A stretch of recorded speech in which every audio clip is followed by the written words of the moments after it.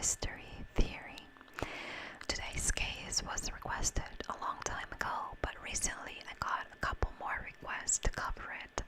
So I spent the weekend doing research, and today I'm going to share a story with you today, or a case that involves immigration, unfaithfulness, cheating. So if you're easily offended by any of those things, I don't know, maybe this is not going to be the right video for you. However, I always try to keep the cases, share the information with you guys and come up with my own theory on the things that were done that led to a tragedy, and not so much because of their moral decisions. That it's something that is a personal choice, and even though, we may not understand why people do the things they do, in their mind at some point it made sense. So I'm not here to judge anybody. I'm an immigrant myself, so I hope that if you are one, you don't take this the wrong way. This is what happened, and I'm just sharing it with you. Now, today's case happened in Washington State.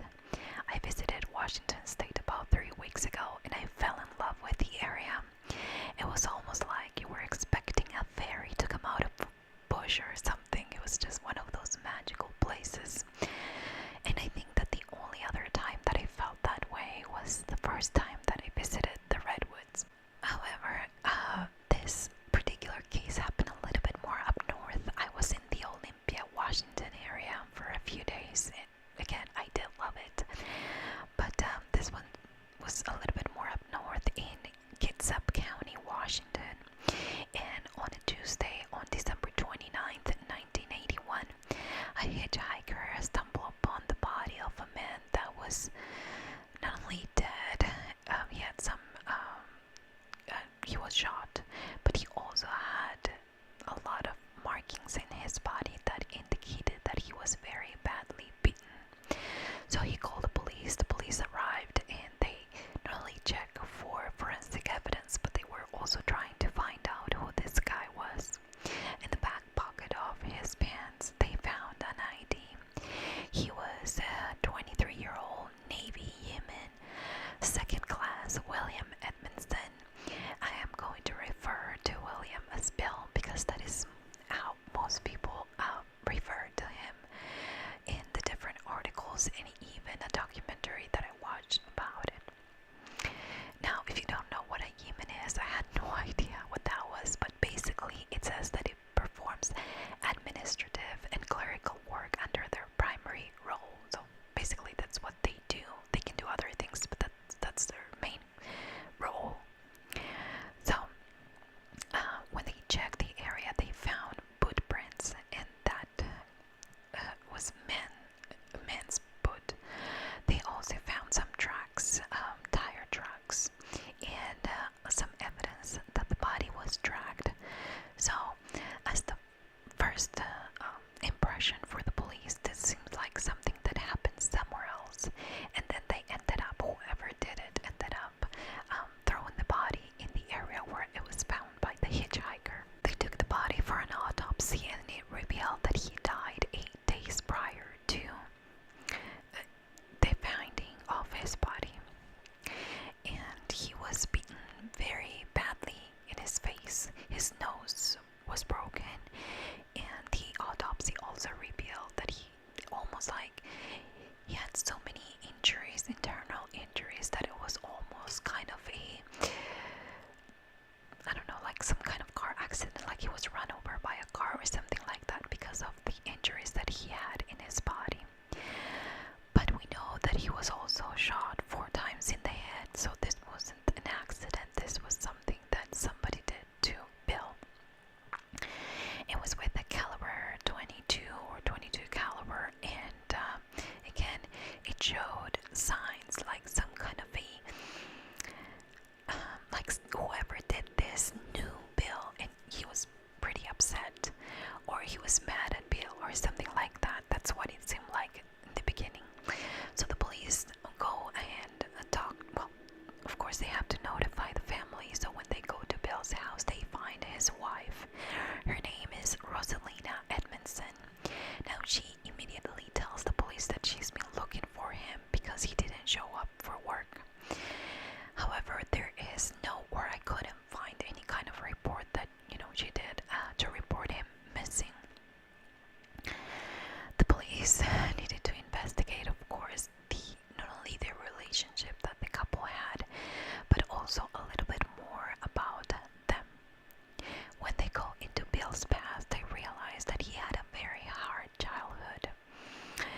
His mom, while his mom was pregnant of him, she endured a lot of abuse, alleged abuse. I don't know, this is something that she said when she went to jail because while she was pregnant, she ended up shooting Bill's dad to death.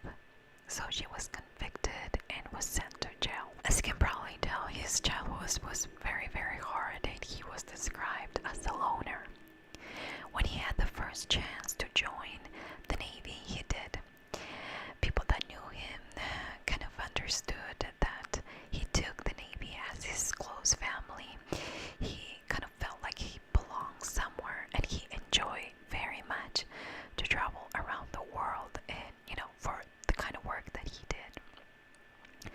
However, his number one goal in life was to meet somebody special and start his own family. He meets Rose. Okay, this is what the police found out immediately. This is their first findings, and he fell in love with her. She was already here in the States, but she was originally from the Philippines. When they looked into Rose's past, they found out that she also had a very hard childhood, where she was not only very, very poor, but then her parents died while she was still a kid, and she had to start working at a very young age. She became a seamstress, and she happened to work a lot for those sailors that went to or were stationed in the Philippines or were just, passing by there. So she did have quite a few relationships with the sailors. She had one serious one that it led to the point that she was requested to come to the States with a fiancé visa. Now, apparently that relationship didn't work out, and I'm gonna explain how it didn't work out and what happened. But it didn't work out. She had a few other relationships, and then she ended up meeting Bill and getting married to Bill. They again started a relationship while she was she moved already here to the States, and Bill was over the moon with her. He was in love. He thought that he found real love, and he was ready to make it official. But Rose told him that she was pregnant, and I think that kind of added to their joyfulness. They both wanted to start a family, and that this was going to be their first child. Now, the police also started to investigate a little bit more around the couple's, recent events. So they talked to the neighbors, and one of the neighbors mentions that the last time that they saw Bill was on December 21st, which is the day that the autopsy revealed that was more likely that he died, that day. So, and according to the neighbor, Bill left with Rose in his vehicle that day, and again, he was never seen again by any of the neighbors in the area. Now, the police also was investigating Rose, and they did find that she had a property in her name only. So I don't know if it was before she got married or while she was married she bought it in her name by herself. But this was 30 minutes away from their home with Bill in the Long Lake area.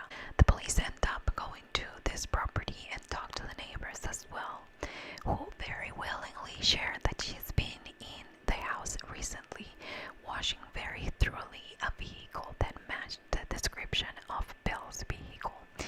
I am referring to it as a vehicle because there are some reports that say that it was a truck, and some other refer to it as a car, so I'm not 100% sure. But this was Bill's vehicle. Now, she was seen cleaning this car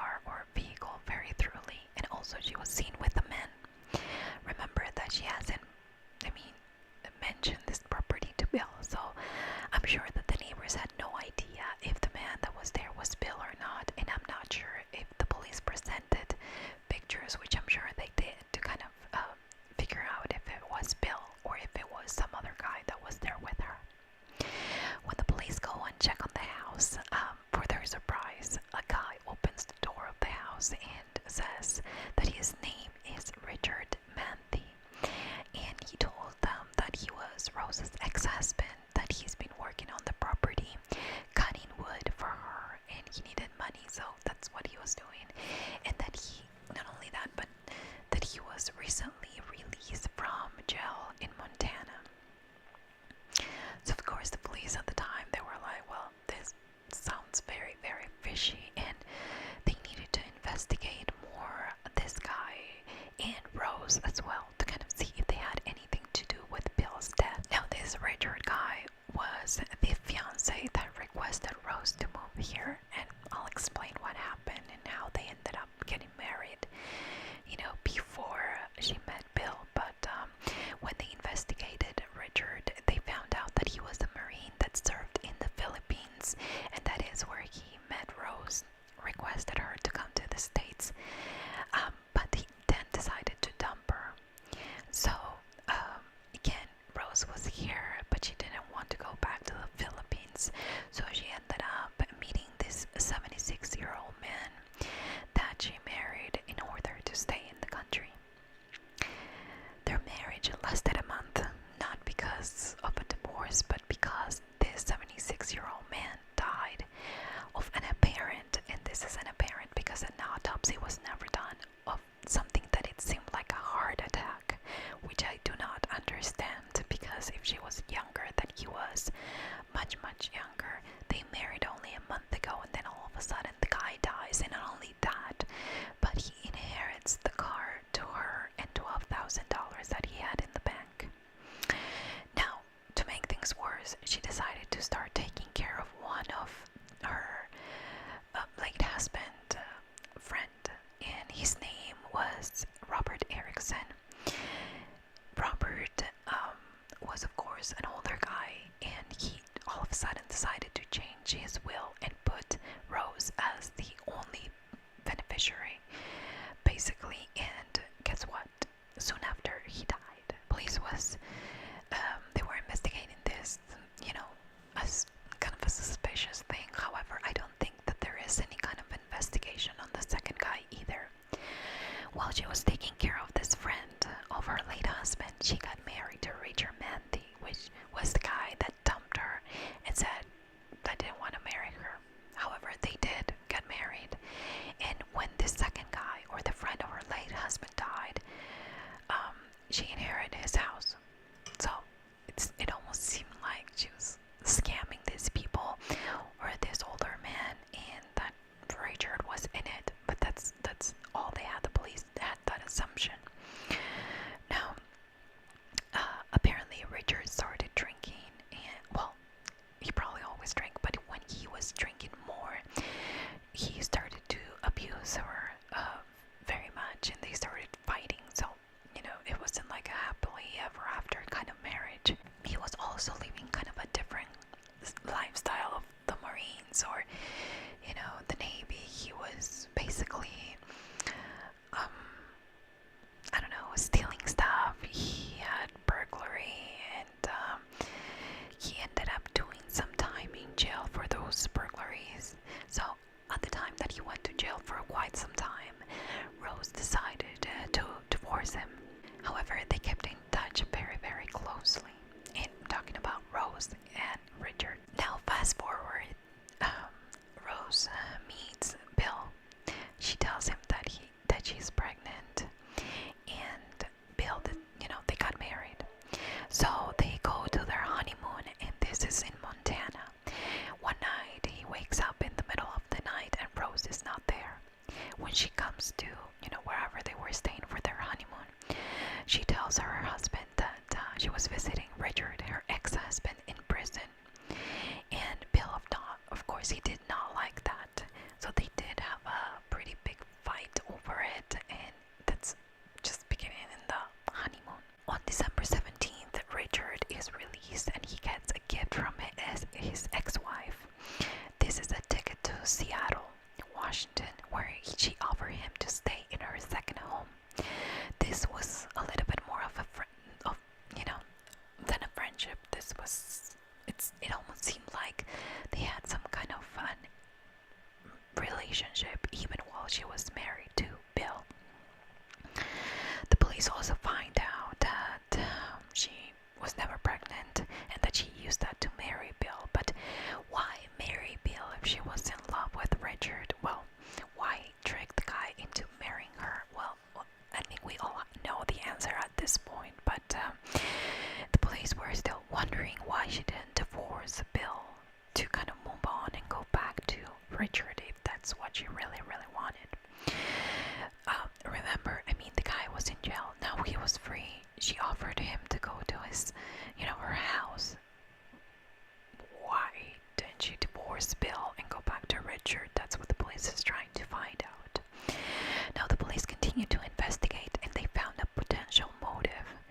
Apparently, on December 21st, she paid the first premium of Alliance insurance policy on Richard for $150,000. Now, the police have that motive because Bill was going to be worth more dead than alive. The police needs to break, Rose's silence, because at this point she's not saying anything, but she's playing the victim in this thing.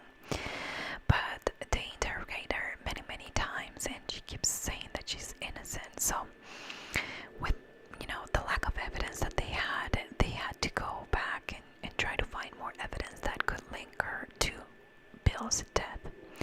So they go back and check on Bill's cars and Rose's second home. They got a search warrant for both of them, and they decided to go through it and try to find something that would incriminate her and Richard as, the killers of Bill. They check Bill's car. They found that the car was recently painted inside, and they also found blood and DNA that matched Bill's. So the police started to think that maybe Bill was killed inside the car, and that they then decided to drive the car to the area where they dumped the body. The police also found a .22 caliber bullet casing that matched the murder weapon, or the whatever was used to kill Bill.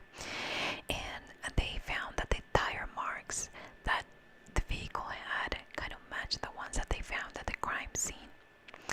When they checked inside the house, they found evidence of a fight, a door off its hinges, blood that matched Bill's, the boot that would actually match the print that they found near the body, and inside a wood burning stove, they found some clothes that they were Bill's. So, they were trying to burn his clothes. I don't know what else do you need as evidence to kind of convict somebody, but at that point the police had more than enough to arrest Richard and charge him with murder. Now, at first he refused to talk, but when they were going through his stuff, they found $500 in his wallets, his wallet that matched exactly this, that Rose took from her bank account, exactly $500 on December 15th. So at that point, again, they were trying to find connections between Rose and Richard. To make things look even worse, Rose decides to tries to post bail for Richard.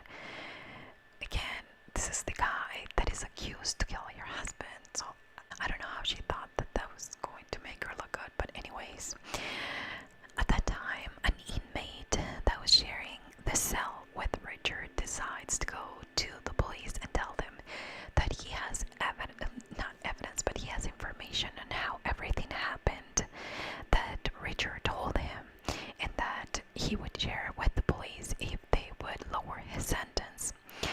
Now the police immediately agrees, and he said that Rose and Richard worked together to get rid of Bill because they wanted the insurance money. So how they did it is that Rose took Bill to the Long Lake house. They entered the house and Richard immediately hit him in the nose. Then he decides to offer an apology and tells him that he's going to drive into the hospital. While they are in the car, Richard asks him to put the window down, and when he does, he shoots him twice in the head. Then Rose and Richard drove to the area where they dumped the body, and there he shot him two more times in the head.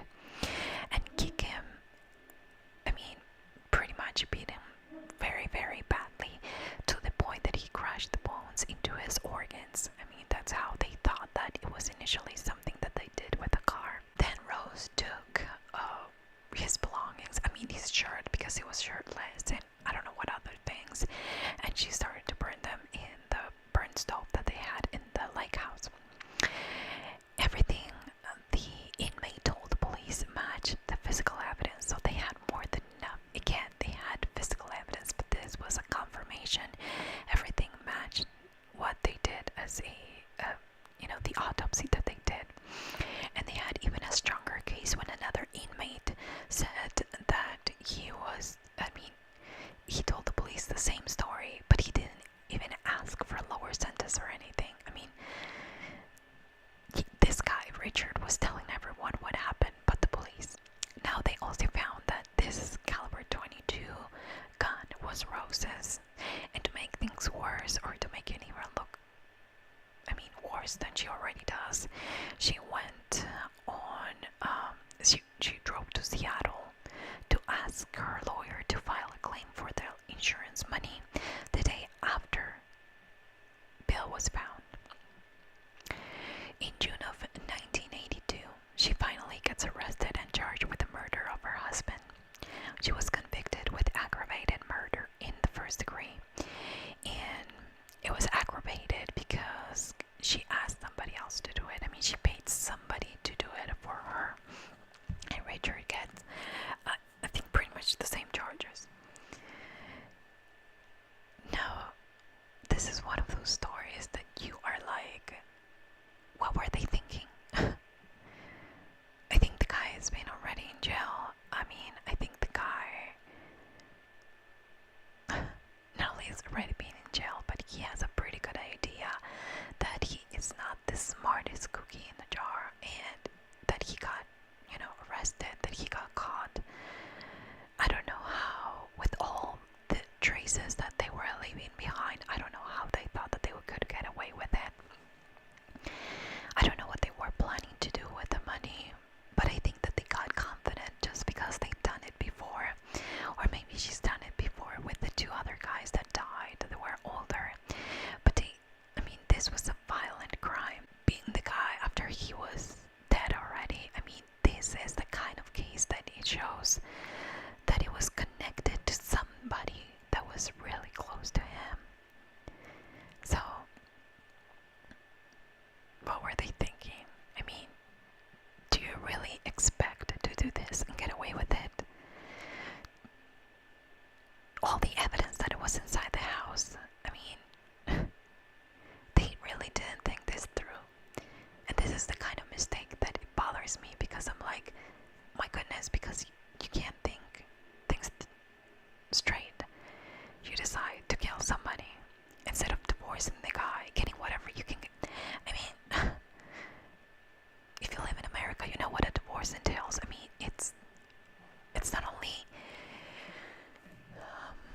It's not only something emotional, but it's also financial. I don't think back home is, in fact, I know that back home is not the same thing. Divorcing somebody in a third world country, it's not the same as divorcing somebody here in America. It's a long process. There's a lot of money involved, not only in lawyers, but I get it. But she could have chose to divorce the guy and try to get whatever she wanted from him, money-wise, if that's all she cared about, instead of killing a guy that was nothing but kind to her, that was nothing but a good man, that was trying to do the right thing when she told him that she was actually pregnant and she wasn't. This kind of case is like, who thought it? Did they actually thought this through? I don't know if they did, but if they did, again, maybe not the smartest people in the world. Not that a smart person is going to get away with it, because I hope that they don't get away with it either, but I'm just saying, especially with her background and the previous two guys that inherit stuff to her that died very suddenly after they met her. Eventually she was going to get caught. I just don't understand the logic of this. And again, this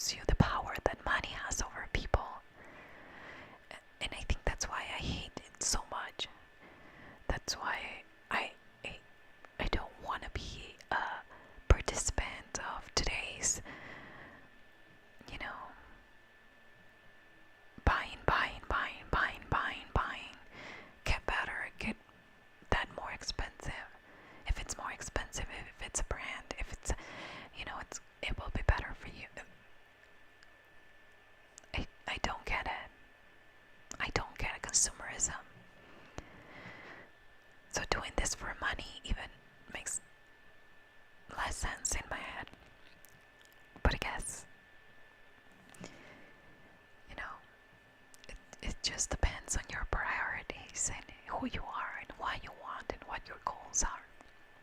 And again, this is not because she was an immigrant. This was a